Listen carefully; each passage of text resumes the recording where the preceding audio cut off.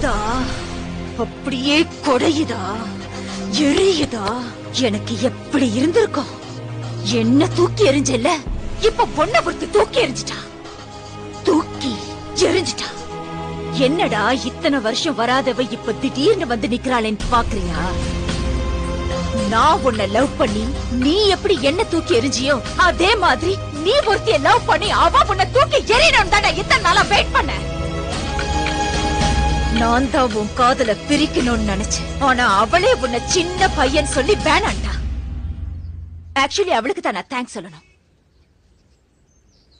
ரேடியோல உன்ன மாதிரி பேசினது, ஆக்சிடென்ட்னு சொல்லி உன்ன அலைய வச்சது எல்லாம் எல்லாம் எல்லாம் எல்லாம் எல்லாம் நான் தான்.